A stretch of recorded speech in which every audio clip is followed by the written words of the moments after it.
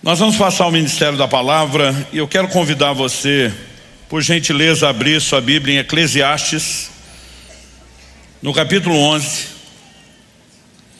E nós vamos ler os versículos 9 e 10 e, na sequência, o verso 1 do capítulo 12, que é a continuação. O texto sagrado diz assim, vou ler na Nova Almeida atualizada: alegre-se, jovem, na sua mocidade, e que o seu coração lhe dê muita alegria nos dias da sua juventude. Ande nos caminhos que satisfazem ao seu coração e agradam aos seus olhos. Saiba, porém, que de todas essas coisas Deus lhe pedirá contas. Afaste do seu coração a mágoa e remova do seu corpo a dor, porque a juventude e a primavera da vida são vaidade. Lembre-se do seu Criador nos dias da sua mocidade, antes que venham os dias maus e cheguem os anos em que você dirá: não tenho neles prazer.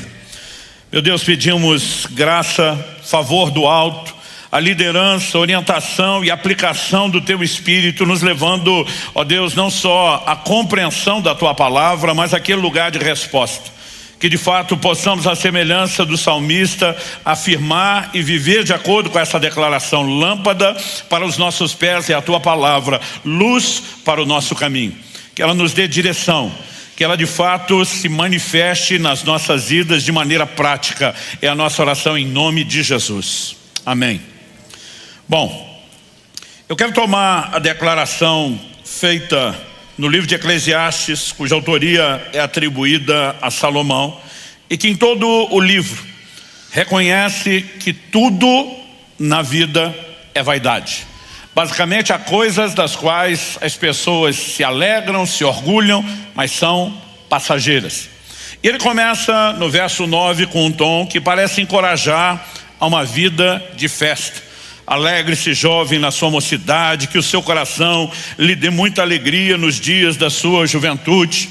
Ande nos caminhos, satisfaz seu coração e agrade os seus olhos. Mas ele entra com o contraponto: saiba, porém, que de todas essas coisas Deus lhe pedirá contas.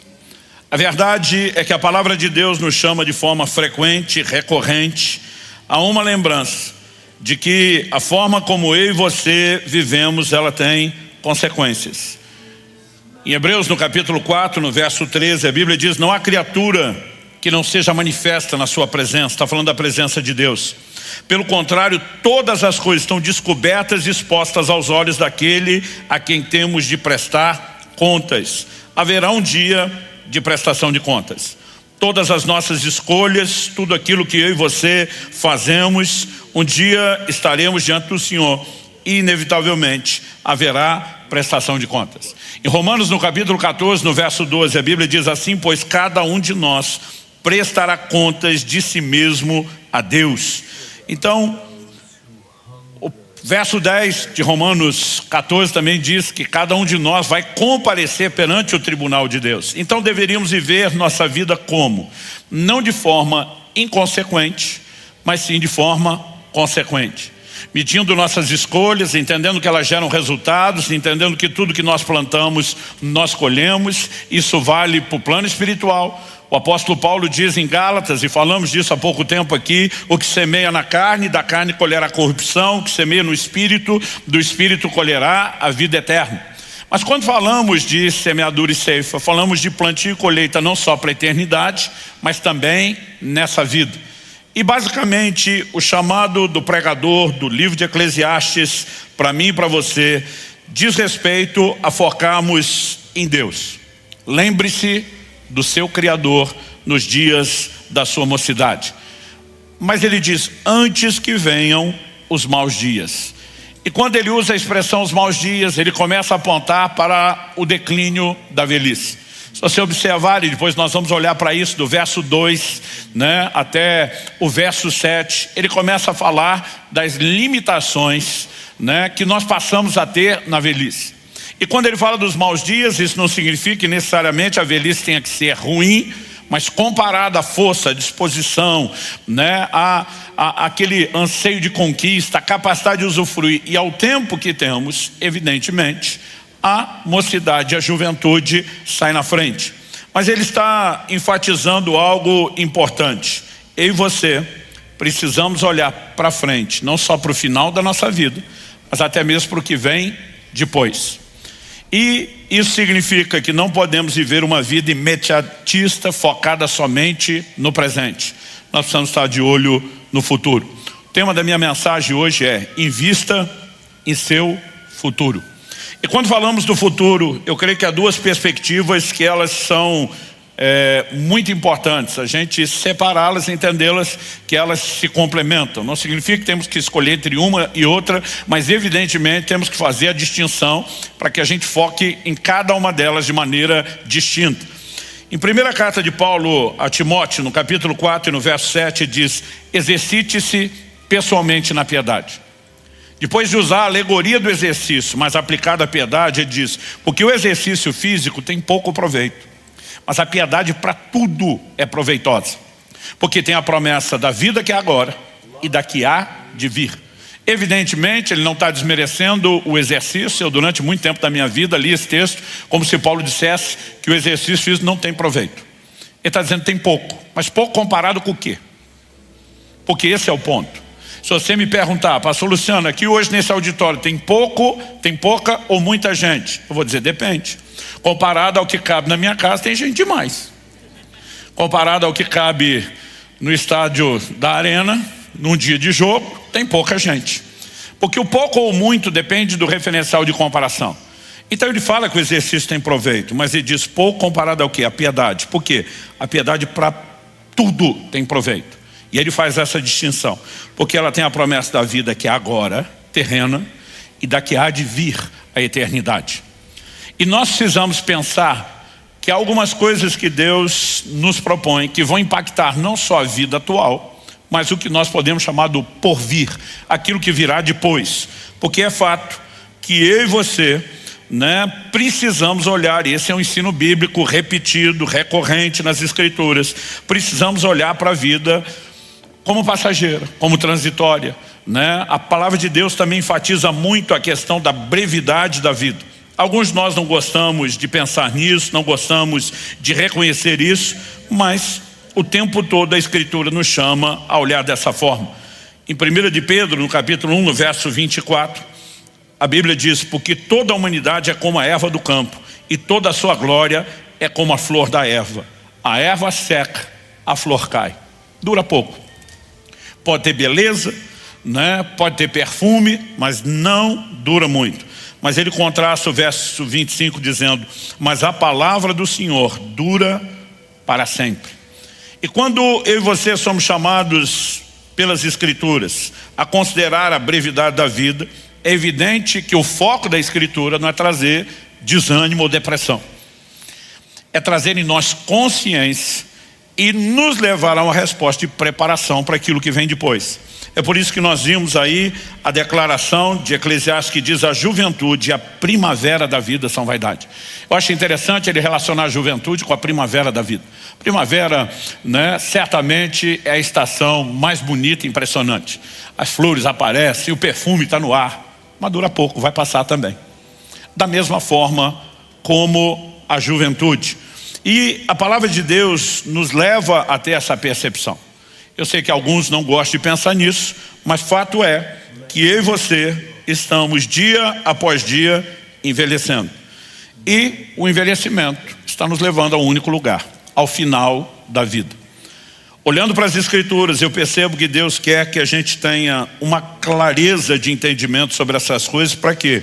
Para que possamos ser consequentes, intencionais em relação ao nosso futuro. Aliás, é sábio dizer, quando você pega aquele modelo da revelação que José dá ao faraó quando interpreta um sonho que era profético, ele reconhece como vindo de Deus, e fala das 7 vacas gordas e das 7 vacas magras, como prefigurando 7 anos de provisão e depois 7 anos de necessidade. A orientação que Deus, por meio de José, dá é: aproveite o tempo em que você tem abundância, energia, trabalhe com margem, com provisionamento para a hora que faltar. Então, quando falamos a respeito disso e falamos de investir no futuro, é lógico que é sábio você não gastar tudo que ganha. Existem épocas da nossa vida onde a produtividade será melhor. A juventude, por exemplo, tem uma produtividade melhor do que a velhice, quando falamos de disposição física, de ânimo, de energia. E é muito sábio que você simplesmente tenhamos essa atitude de dizer, não é hora de gastar tudo, é hora de investir para o futuro. Por outro lado, tem gente guardando dinheiro para a velhice, mas não está estocando saúde para desfrutá-lo. Mas acredito que há vários aspectos nos quais a gente precisa considerar quando fala de investir no futuro. E uma delas é considerar que o ser humano é um ser tripartido. Em primeira carta de Paulo aos Tessalonicenses, no capítulo 5, no verso 23, ele diz assim, o mesmo Deus da paz o santifique em tudo. A palavra aqui traduzida em tudo, em outras versões, os santifique inteiramente, santifique o vosso ser inteiro. Essa palavra traduzida em tudo, holoteles no grego, ela significa, por um lado, perfeito, por outro, completo em todos os aspectos. Então está falando do ser integral. Qual é o ser integral que precisa de santificação? O versículo continua e diz, e que o espírito, a alma e o corpo de vocês sejam conservados íntegros e irrepreensíveis na vinda de nosso Senhor Jesus Cristo. Logo, você é em essência um espírito que tem uma alma e que vive dentro de um corpo. Eu não sei por que os cristãos gostam de falar que o ser humano é corpo, alma e espírito. A Bíblia diz espírito, alma e corpo. Outro dia alguém falou, pastor, dá na mesma, né? A ordem dos tratores não altera o viaduto. Eu falei, na verdade, nesse quesito sim, porque você é em essência um ser espiritual. E esse deveria ser o ponto de partida daquilo que eu e você temos que considerar. Dito isso, eu quero que a gente possa olhar para as declarações de Eclesiastes considerando o ser inteiro. Nós temos uma abordagem aqui que envolve o aspecto espiritual, nós temos uma abordagem aqui que envolve o aspecto emocional, e quando falamos de alma, falamos da sede da vontade, falamos da sede dos pensamentos, da razão, mas também dos sentimentos. E temos uma parte da abordagem de Eclesiastes que envolve o aspecto físico, ou seja, o ser humano na sua integralidade está abordado aqui. Então, eu vou tomar a frase, lembre-se do seu Criador, para enfatizar o aspecto espiritual e a relação com Deus. Mas depois eu quero pegar a frase do final do versículo 10 de Eclesiastes 11, que diz, afaste do seu coração a mágoa. Isso é parte de um plano de vida, não apenas daquilo que diz respeito ao estilo de vida que nós devemos ter, mas é um projeto de quem está focando que a velhice virá e a gente deve se preparar para ela. Então nós vamos abordar a questão, o aspecto emocional. Mas eu também quero, em terceiro e último lugar, chamar sua atenção para a frase, remova do seu corpo a dor. E te mostrar que isso não tem a ver com o uso de analgésico. Isso tem a ver com um planejamento para a saúde na velhice. Então, eu quero que a gente possa pensar no investimento no futuro de uma forma completa. Dito isso, em primeiro lugar, vamos destacar a frase aqui, lembre-se do seu Criador. Eu acho interessante a Bíblia dizer não apenas lembre-se de Deus, mas dizer lembre-se do seu Criador, porque Deus é o seu Criador. Quer você reconheça, quer não, Ele é. E com qual propósito Deus nos criou? Em Atos, no capítulo 17, nos versos 26 e 27, falando no palco da filosofia do mundo dos seus dias, eu gosto de brincar que talvez nenhum outro lugar no mundo tivesse tanta gente por metro quadrado fazendo os mesmos questionamentos básicos, essenciais, quem eu sou, de onde eu vim, para onde eu vou. E para essa galera, para esse povo sedente de resposta, o apóstolo Paulo diz que de um só homem, uma clara referência a Adão, Deus fez todas as raças e tribos dos homens. E aí ele bota um indicativo de propósito, para que o buscassem. Eu e você existimos para buscar a Deus. E nós precisamos entender o quão essencial é isso. Nós precisamos ter a devida percepção. Eu me lembro de uma ocasião em que Israel, meu filho, era pequeno, e ele sempre gostava de abordar as pessoas e dizia, temos que pregar o evangelho. E ele um dia fala para um senhor de idade. Ele falou assim, Deus é tão grande, provavelmente ouviu isso na igreja, que não cabe no universo todo, mas ele é tão pequeno que ele cabe no seu coração. E como você foi criado para ter Deus no coração, sem Deus no coração você nunca vai ser completo. Sabe, são percepções que às vezes a gente olha e diz, simples, ok, mas não podemos tratar como simplista. Isso resume a perspectiva de vida de cada um de nós. Lembrar-se do Criador é o que todos nós precisamos, até porque a morte é uma realidade inevitável. Quer você goste da ideia, quer não, ela está chegando, devagarzinho, mas está chegando. Quando o apóstolo Paulo diz em 2 Coríntios 4, lá no verso 17, ainda que o homem exterior se corrompa de dia em dia, o interior, contudo, se renova de dia em dia. Ele não está falando de corrupção no sentido de pecar, porque o crente não está pecando cada vez mais, nem deveria. Ele está falando de um corpo que está no processo de envelhecimento. Ou seja, falando para os que já têm mais idade, pelo menos a minha, vocês vão entender melhor o que a nova geração não sabe. Imagina que a vida é como se fosse um longo carnê de prestações, que muitos de nós já lidamos com isso no passado. E cada dia você paga uma parcela. E dia após dia, ou seja, o envelhecimento é a morte à prestação. A gente está indo devagarzinho para um processo de declínio. Pastor, o senhor quer deixar a gente deprimido? Não, pelo contrário. Mas precisamos entrar no modo realístico. E primeiro livro de Reis, no capítulo 2, nos versos 1 e 2, a Bíblia diz assim: quando se aproximava o dia da morte de Davi, olha que interessante, o dia da morte, ele deu ordens a Salomão, seu filho, dizendo: eu vou pelo caminho de todos os mortais, portanto tenha coragem e seja homem. Basicamente ele está dizendo: eu vou pelo caminho que os que antes de mim já foram, que você vai, que todo mundo vai. Qual é o caminho? Chegará o momento da nossa partida. Existe aquela geração que está aguardando o retorno de Cristo, que não verá a morte, mas viverá o final dessa vida, dessa caminhada, e tem que estar tão preparado quanto. Então a morte é algo que nenhum de nós pode evitar, mas é algo para o qual eu e você podemos nos preparar. Se por um lado, como eu disse, é sábio fazer um investimento material e financeiro para o nosso futuro, para que você tenha não só um certo descanso depois de trabalhar uma vida inteira, mas um certo conforto, mais do que só garantir a sobrevivência. Por outro lado, nós não podemos negar que a mesma Bíblia nos mostra que ninguém vai levar absolutamente nada dessa vida, não importa quanto você juntou. Em Eclesiastes, no capítulo 5, no verso 15, a Bíblia diz: como saiu do ventre de sua mãe, a saber, nu, assim voltará, indo-se como veio, e do seu trabalho nada poderá levar consigo. Em 1 Timóteo capítulo 6, verso 7, Paulo diz: nada trouxemos para o mundo e nem coisa alguma podemos levar dele. Essa é a razão pela qual normalmente você não vê uma mudança, um caminhão de mudança seguindo o cortejo fúnebre. Embora os faraós tentaram isso no passado sem sucesso. Os tesouros ficaram lá nas suas tumbas, nunca tiveram uso ou proveito daquilo. E quando você pensa nessa perspectiva, qual é o maior investimento que você pode fazer? Repito, não estou tentando dissuadir ninguém de ter reservas financeiras para o futuro. Acredito que isso é parte. Mas a pergunta é: esse é o maior investimento? Não. No ensino de Jesus, nós vemos em Lucas 12, Nosso Senhor falando a respeito de um rico insensato.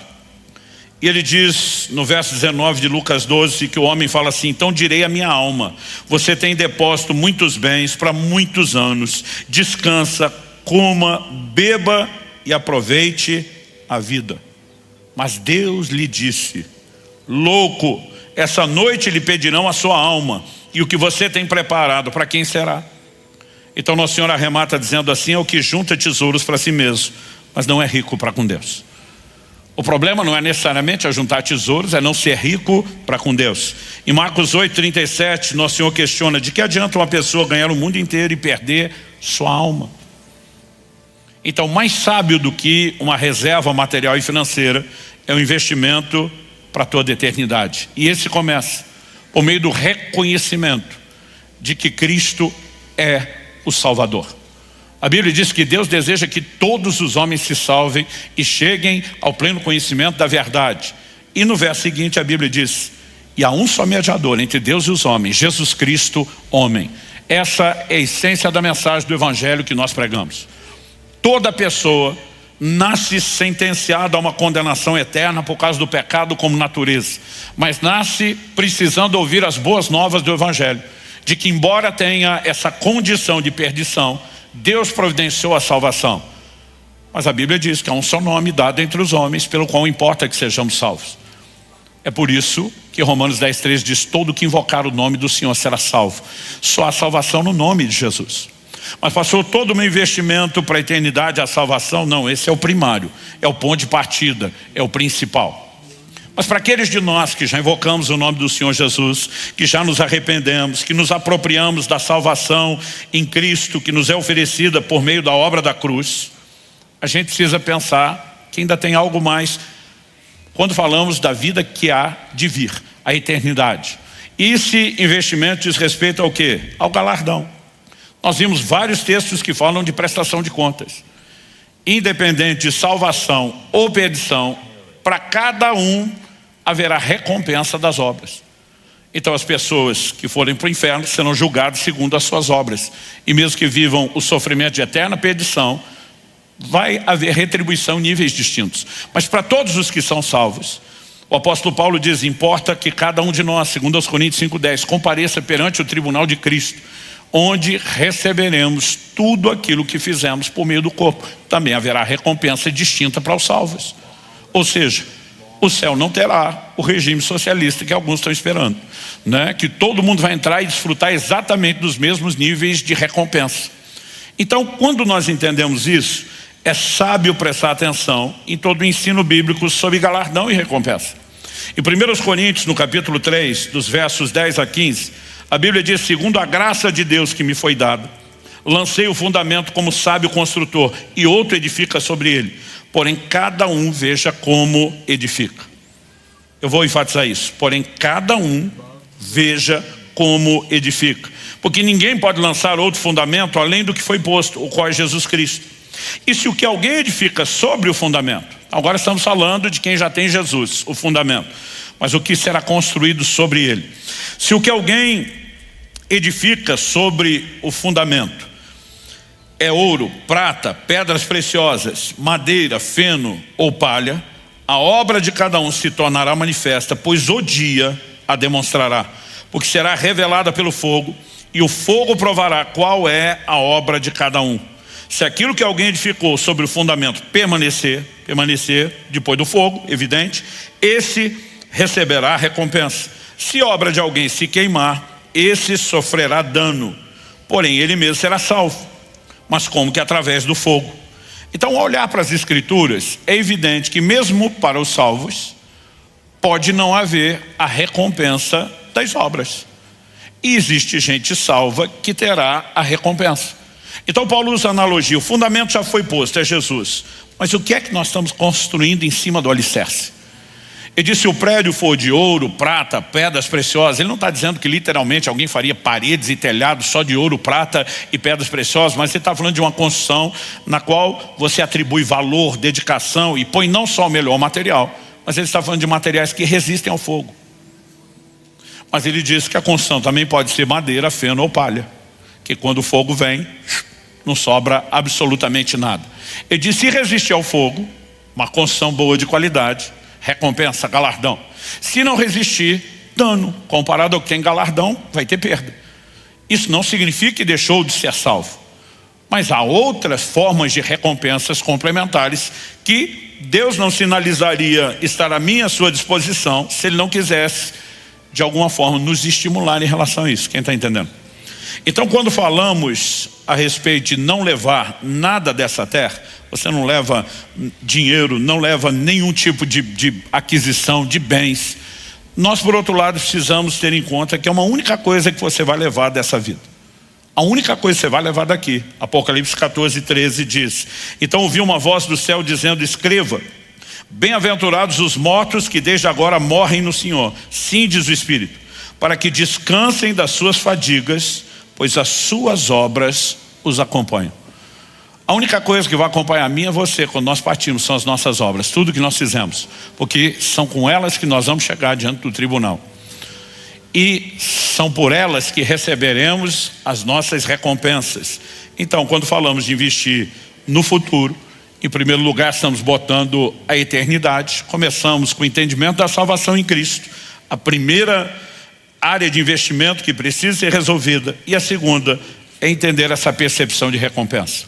Mas quando a Bíblia diz lembre-se do seu Criador, eu não creio que ela está falando só, quando Paulo fala da piedade, ele diz, tem a promessa da vida que é agora e da que há de vir. Eu não creio que ele está falando só da que há de vir. É lógico que o nosso relacionamento com Deus vai mudar completamente a qualidade de vida quando falamos da vida que agora é. Em outras palavras, quando a Bíblia diz, lembre-se do seu Criador nos dias da sua juventude, não espere a velhice, ele está dizendo, dê o melhor de si dos seus dias a Deus. Ao mesmo tempo, você vai usufruir o melhor de Deus num período maior da sua vida. Então, nós precisamos focar a vida espiritual e entender que é o ponto de partida. Mas quando a Bíblia nos apresenta como um ser tripartido, espírito, alma e corpo, e que essa é a nossa integralidade, eu e você precisamos entender que por mais que a gente foque o espiritual como o mais importante, porque estamos falando de eternidade, isso não significa que a gente deveria negligenciar as outras áreas. E tem crentes com saúde espiritual focado nela, mas que estão num péssimo estado emocional. O problema é que muitos não percebem que a falta de saúde emocional vai acabar trazendo dano também para a saúde espiritual e para a saúde física. Gente, é evidente, inquestionável, pessoas que carregam mágoas adoecem.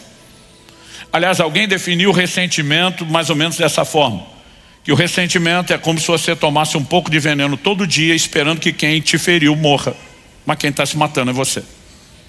Quando a Bíblia diz para que a gente guarde do coração a mágoa, é porque ela traz dano. E ela não traz dano só para as suas emoções. É lógico que isso já seria um baita do estrago. Nosso filtro, nossa capacidade de percepção da vida, de alegria, né, de viver, muitas vezes está sendo comprometida, totalmente danificada por causa de mágoas que carregamos. E a gente precisa pensar, quando falamos de investir no futuro, que nós temos que guardar o coração.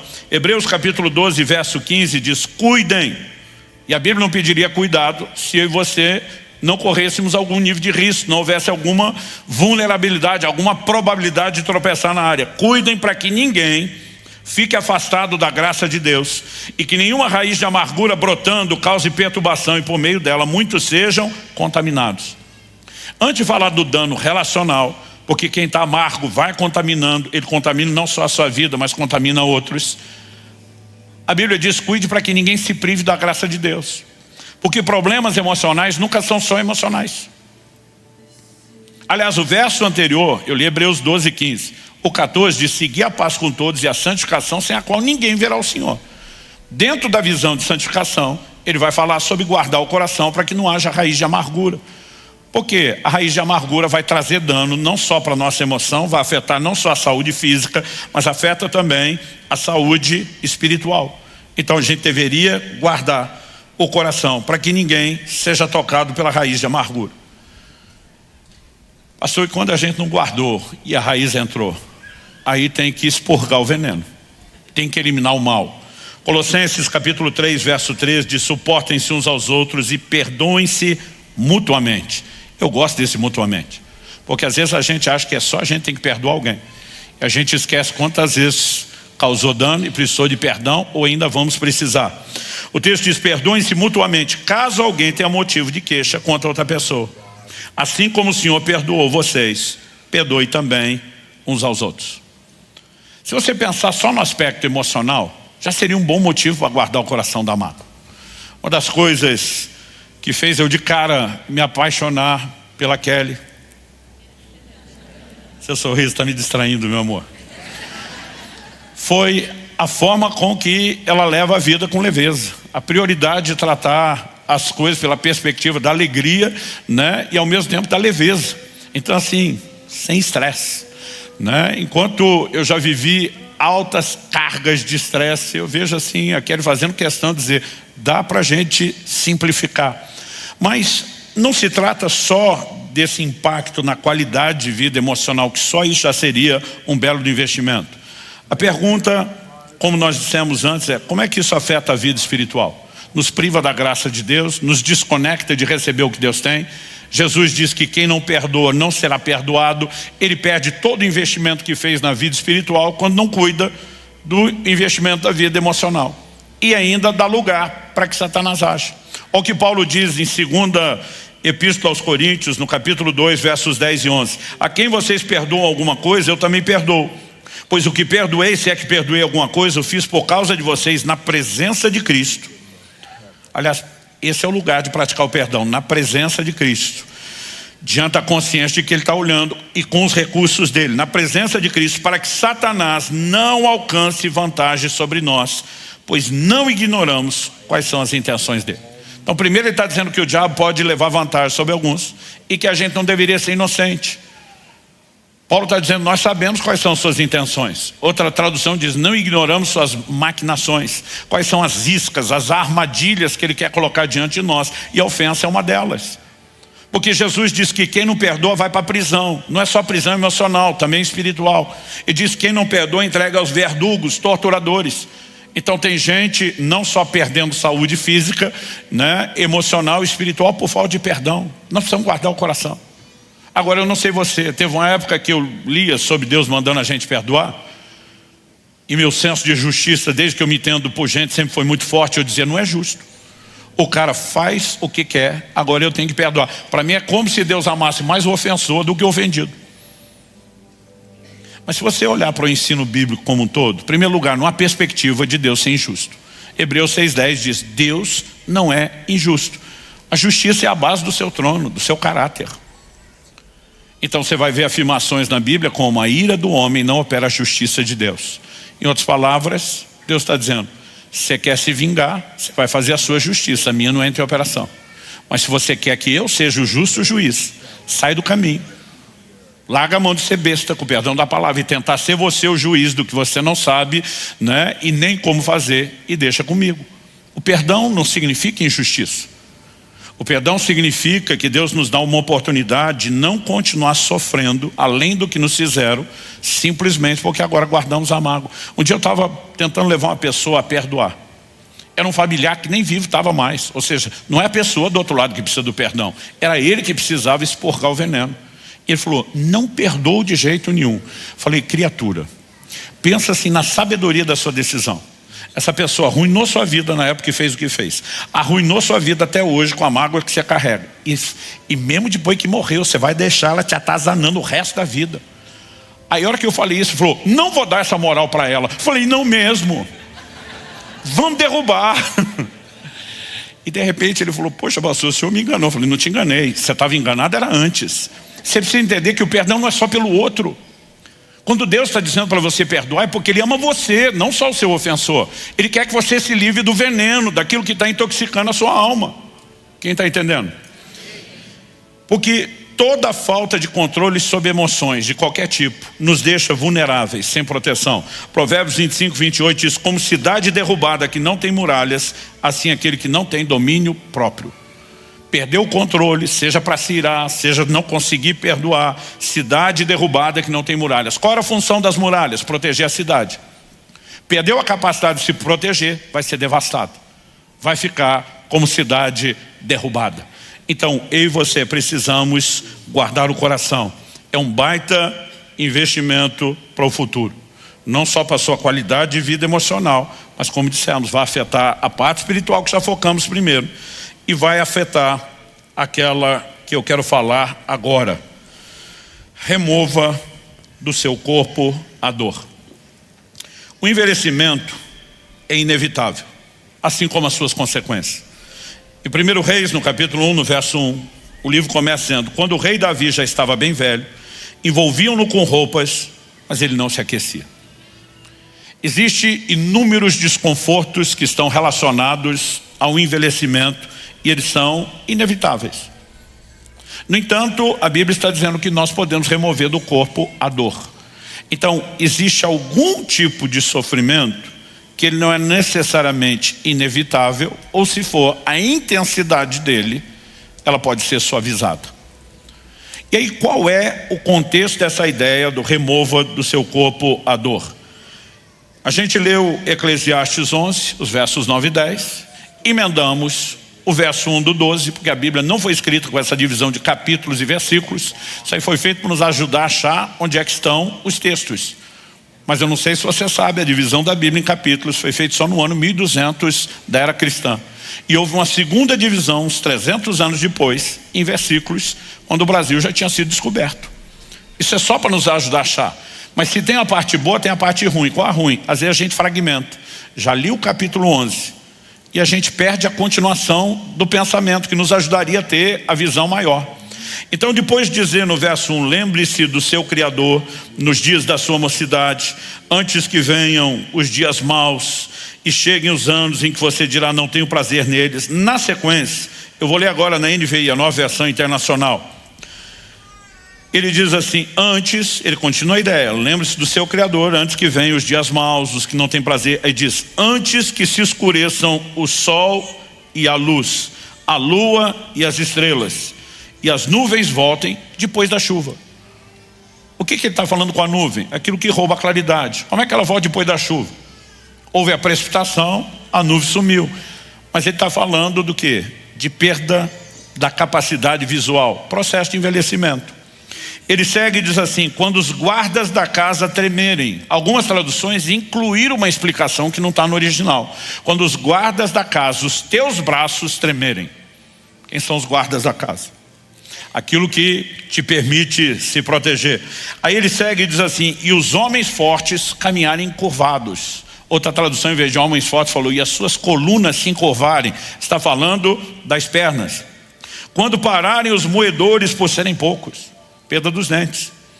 E aqueles que olham pelas janelas enxergarem embaçados, os olhos embaçados.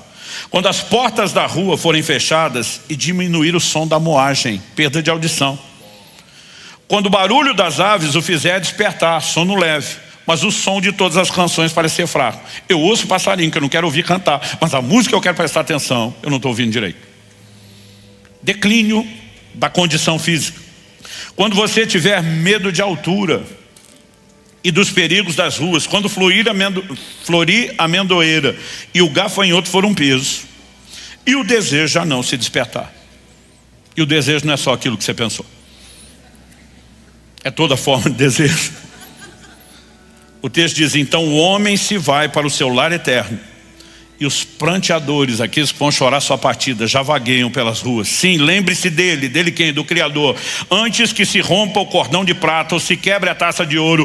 Antes que o cântaro se despedace junto à fonte e a roda se quebre junto ao poço. Ele está usando alegorias que eram bem mais fáceis de entender naquele estilo de vida do que para mim e para você. Mas ele diz, antes que o pó volte à terra de onde veio e o Espírito volte a Deus que o deu. Então se você considerar que ele está falando, lembra do Criador, primeiro, enquanto você está vivo, porque depois não tem mais chance. Mas ele está dizendo, antes de chegar o período do declínio. O envelhecimento vai trazer, como nós falamos antes, declínio da disposição física, do vigor. Isso é inevitável. Mas a pergunta é, a forma como vamos terminar, ela é determinada como? Em primeiro lugar, nós precisamos pensar qual é o plano e o propósito de Deus. Eu mencionei no início de fevereiro, quando preguei aqui sobre o cuidado do corpo, 2 meses atrás, que Eclesiastes capítulo 7, verso 17, faz a pergunta, depois de reprovar um comportamento de tolo, diz, por que você morreria antes da hora? E nós dissemos que uma lógica simples aplicada a essa pergunta nos remete aqui. Em primeiro lugar, há uma hora certa no sentido ideal, aquilo que Deus planejou para todo mundo.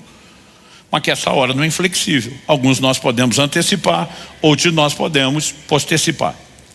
O que seria a hora certa, o ideal de Deus para todo mundo? O plano genérico. Jó 5:26. Em robusta velhice descerás à sepultura, como se colhe o feixe de trigo no tempo certo. Qual a hora certa de colher o trigo? Quando está maduro, não quando está verde. Colhê-lo verde, prematuro, não é sábio, não tem utilidade. Qual a hora em que eu e você deveríamos ser colhidos? O texto diz, não só velhice, robusta velhice. Ou seja, o ideal é que não só tenhamos mais anos de vida, longevidade, mas que possamos terminar também com mais vida em nossos anos. Quando no último domingo de janeiro, o Dr. Aldrin Marshall pregou aqui, lançou o livro Rumo aos 120 anos e abençoou você dizendo que você chega aos 120. Alguns pensaram, outros devem ter falado em voz alta, misericórdia. Porque o cara pensa como? Se está ruim aos 40, com 120 está no mínimo 3 vezes pior. Então a gente olha para a longevidade quase como se fosse castigo, punição. Mas se você entender que é possível ter uma vida mais longa, mas com qualidade de vida, isso muda o jogo. Agora, quando Jacó vai para o Egito, encontra o faraó pergunta a vida dele, e ele responde 130 anos, ele fala, mas nem de longe eu cheguei perto da idade dos meus pais.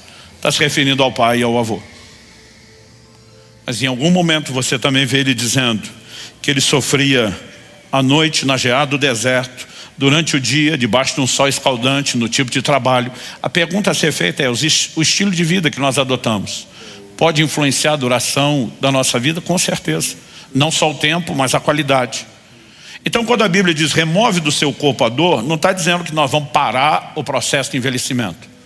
Mas a gente pode deixá-lo menos intenso, menos doloroso, menos sofrido. Quem está entendendo? Então, há aspectos, quando a gente olha para a Escritura, que envolve sabedoria. Então, por exemplo, quando Paulo diz, lá em 1 Timóteo 4, 7, 8, que eu citei, exercita-te pessoalmente na piedade, porque o exercício físico tem pouco proveito. Durante muito tempo eu li esse texto como dizendo, porque o exercício físico não tem proveito. Mas Paulo não disse isso, ele falou pouco. E nós já vimos que pouco ou muito depende com o que você compara. Como a piedade tem muito proveito, comparado a ela menos. Porque a piedade tem a promessa da vida que é agora, da que há de vir. O exercício físico só vai afetar agora. Não vai afetar a sua eternidade. A falta dele pode te mandar mais cedo para lá. Mas não vai definir o seu destino.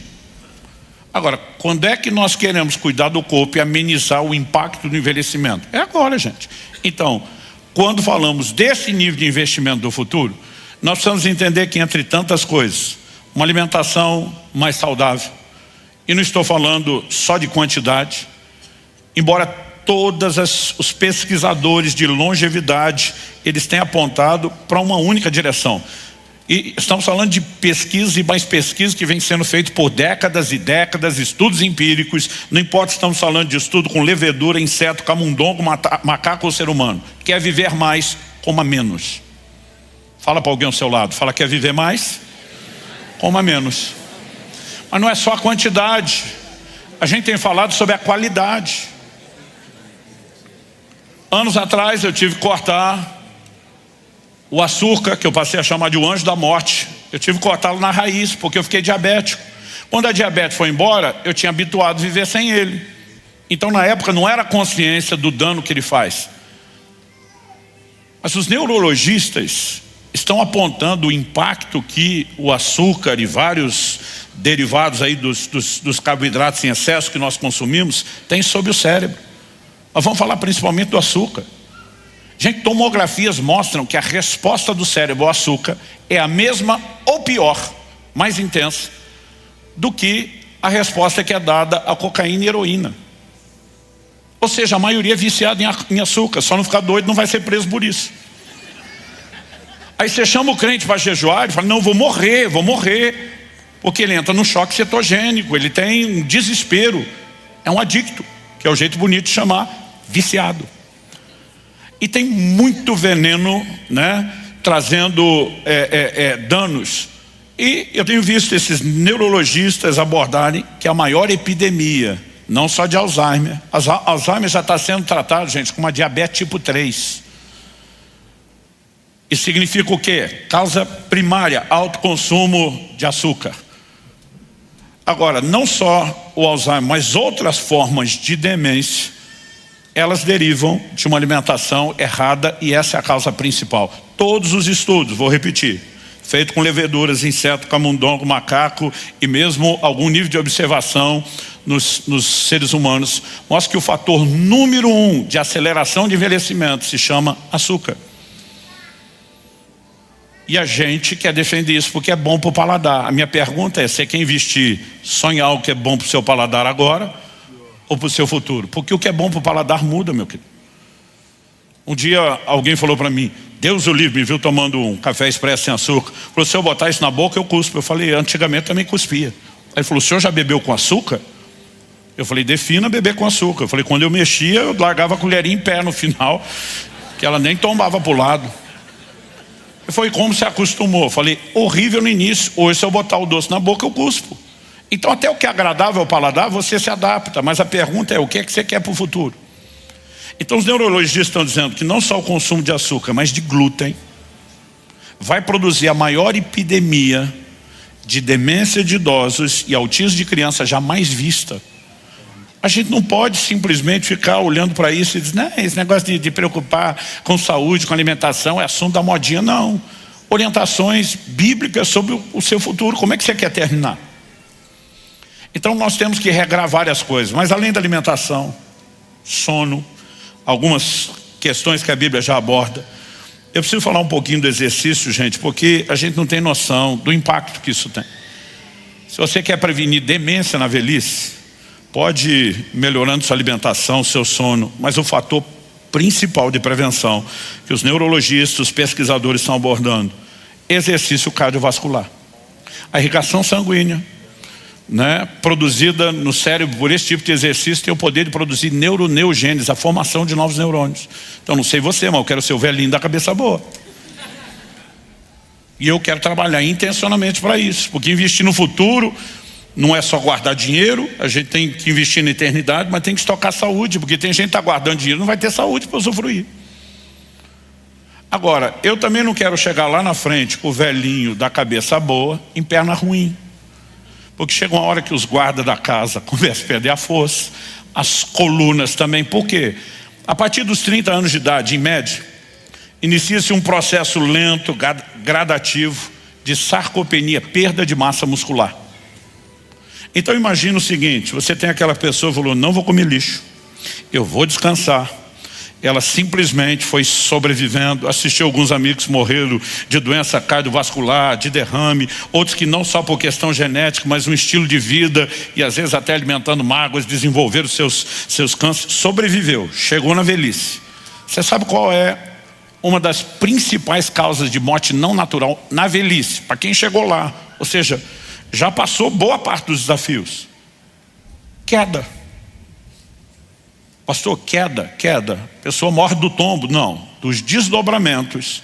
Quebra um fêmur, tem a dificuldade de recuperar. São os desdobramentos todos. Agora, por que temos tanta queda? Porque temos perda de massa muscular. Isso significa o quê? Tem formas de conter isso? Sim. Seu corpo responde a estímulos. Então, se você quer ter a cabeça boa, aeróbico. Se você quer ter perna boa, anaeróbico.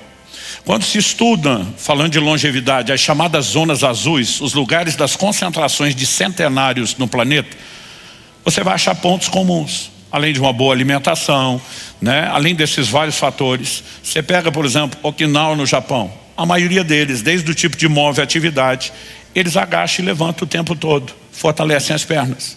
Você vai para Sardenha na Itália, é só ladeira, é rampa para subir, rampa para descer, escada. Então, essa movimentação protege, gera saúde. E nós precisamos entender isso. A vida não foi vivida, na maior parte da existência humana, com o conforto que nós temos hoje, gente. Não existia sedentarismo lá atrás. Eu falo e fico repetindo, ninguém trabalhava o dia inteiro sentado com telemarketing ou na frente do computador. Tinha movimento para tudo. Fizeram um cálculo de quanto Jesus andou. Quando fala de onde saiu, para onde foi. Eu já falei isso aqui ou foi no outro culto? Ok, me ajuda. Fizeram um cálculo, cabeça boa. Fizeram um cálculo de quanto Jesus andou. Porque a Bíblia diz assim, que ele e seus discípulos saíram da Galileia, foram para Jerusalém. Você fala, é ali. Nós estamos falando de pelo menos 114, 115 quilômetros, gente. É como se a Bíblia estivesse falando que saiu de Curitiba e foi a Ponta Grossa, a pé. Então alguém fez um cálculo, quando fala de onde ele saiu, para onde foi, em quanto tempo. Porque nem sempre a gente sabe o trajeto, se zigue-zagueou, se deu volta, se parou mais tempo para descansar ou não. Mas só da informação que tem, saiu daqui, chegou ali em tanto tempo. Como quando Pedro sai de Jope, Atos 10, para pregar na casa de Cornélio em Cesareia Marítima. 60 quilômetros em 2 dias. Quanto ele andou por dia, em média, 30 quilômetros. Fizeram essa média, avaliando o ministério de Jesus, e calcularam que ele andou 32 quilômetros por dia. Qual foi a última vez que você deu um rolê de 30 quilômetros? E se 1 de João 2,6, quem diz estar nele deve andar como ele andou, fosse literal, nós estávamos lascados. Mas o que acontece, gente? Nós só precisamos planejar um estilo de vida que não abuse do conforto. Até 1,5 séculos atrás, não precisamos nem falar só de 2, a maioria das pessoas não tinha água encanada, gente. Era lata d'água na cabeça. Tinha que caminhar certas distâncias, carregar peso. Só que nós estamos com uma vida que é cada vez mais conforto. E se a gente não inserir movimento, nós estamos sabotando a nossa velhice. Então nós precisamos intencionalmente dizer: eu vou prevenir demência, eu vou prevenir perda de massa muscular. Pastor, o senhor está dizendo que eu tenho... Porque a frase que Paulo usa aqui, eu falei disso aqui 2 meses atrás. O exercício físico, a palavra traduzida ali é ginásia. É a raiz da palavra ginásio, gym no inglês, academia. Então do que Paulo está falando? Se não existia sedentários na sua época, ele está falando da cultura greco-romana de culto ao corpo. Os caras iam malhar pesado, além da vida que já dava o básico da saúde do movimento, por procedimento estético. O cara queria estar sarado. Não era nem a preocupação com a saúde, a motivação era vaidade. Mas ainda assim Paulo está dizendo que tem proveito, porque não importa se você está exercitando por vaidade ou sem ela, o benefício vai se manifestar no seu corpo. Então se eu e você temos um filtro para não precisar ser movidos por vaidade, melhor. Mas no mínimo a gente poderia ter a percepção de um investimento em saúde. Eu não sei você, eu quero viver para cumprir o propósito. Eu quero, além de cumprir o propósito de Deus, usufruir da família. Então, por exemplo, eu não conheci meus avós paternos. Avô por parte de pai já eram falecidos quando nasci. E meus avós maternos estavam vivos quando eu nasci, mas viveram por pouco tempo, morreram cada um deles comigo ainda bem novo, e antes de morrer com a saúde limitadíssima. Quando eu ouço minha esposa falando das memórias do relacionamento dela com a avó, eu fico pensando: fui sabotado, não tive isso, mas posso dar para os meus netos. Então a gente pode agir de forma diferente. O Dr. Aldo, 2 meses atrás, me mostrou um exame, falou: olha, Luciano, de 3 anos para cá, a sua evolução nessa área. Ele falou: você melhorou em tudo o resto, mas de 3 anos para cá, a mudança nessa área, ela se instalou. Por quê? Foi quando eu passei a me exercitar.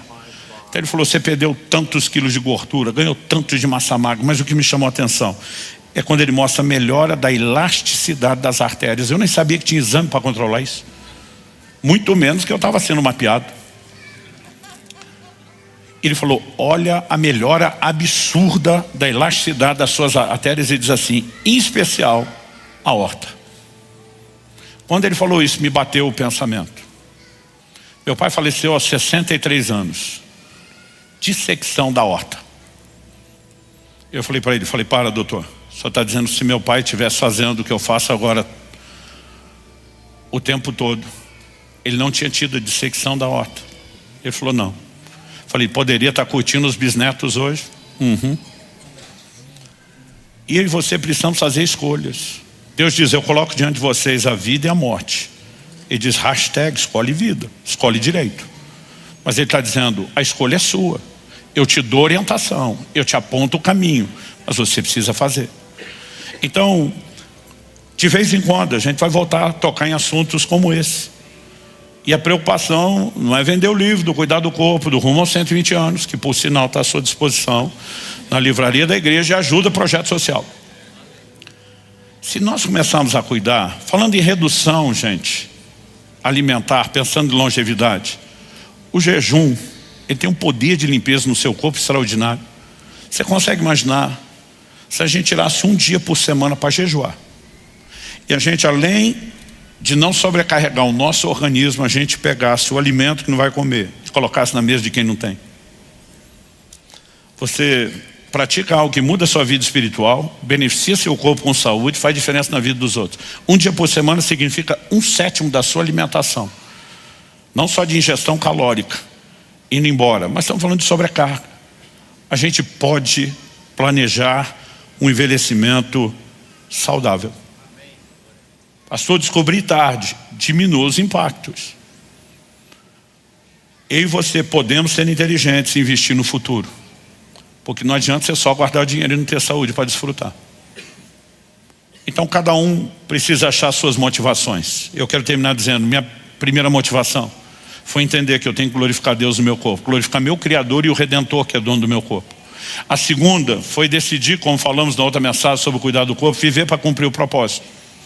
A terceira, eu não sei se eu falei isso no dia que eu preguei, eu acho que não. Quando eu estava enroscado na fase 2 lá dos 126 quilos, um dia um irmão chega para mim e fala: pastor, o senhor consideraria fazer uma bariátrica? Eu falei: eu não só estou considerando, como estou orando por isso. Ele falou, o senhor já ouviu falar do doutor fulano de tal? Na época era o Pambamba. Vinha gente de todo lado fazer os procedimentos com ele. Falei, já ouvi falar, mas aquilo eu não consigo pagar nem a primeira consulta, o que dizer o resto. Eu falei, se eu falasse para o senhor que eu consegui de graça? Eu falei, eu ia dizer que é pegadinha. Ele falou, eu tenho acesso ao médico. E convenci ele de que nos próximos anos o senhor será um conferencista conhecido no Brasil. E propus a ele te usar como garoto propaganda, ele aceitou. Eu falei, qual a pegadinha? Não paga a operação, mas pós-operatório eu tenho que deixar o rim. Ele falou, pastor, não vai te custar nada, nem o pré, nem a operação, nem o pós, nem medicamento, custo zero, 0,800. Eu ficava me segurando para não fazer festa na frente dele, para não gritar glória a Deus, aleluia, só para ser um bom crente. Falei, vamos orar? Depois que ele saiu, fui orar, muito mais para agradecer a Deus do que para perguntar. E o Espírito Santo falou comigo, você cogitou ser o garoto propaganda dele, mas não o meu? Eu falei, como é que é? Eu falei, eu quero colocar você na minha vitrine. Eu não quero só que você mude sua forma de pensar e de viver. Eu quero te usar como inspiração. Eu conheci pouca gente tão esculhambada em tudo isso como eu, gente. Se funcionou em mim, funciona em qualquer um de vocês. Então, além de honrar meu Criador e Redentor, de viver para cumprir o propósito, ele me deu mais um. Quer te botar na minha vitrine. Não tem mais volta.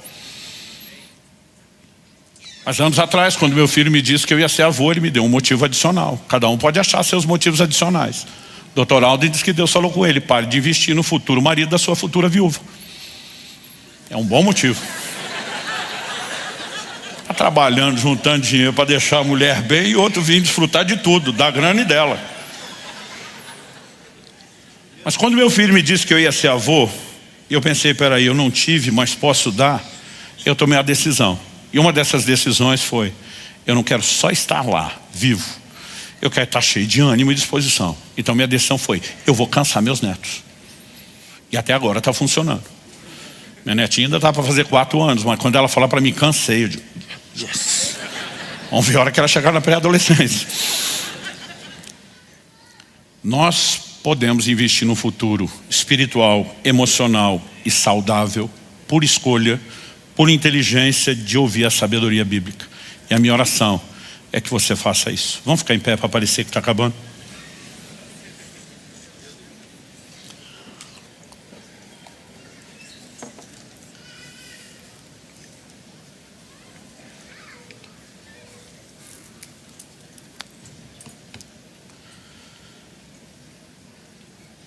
Meu Deus, nós te pedimos graça e favor.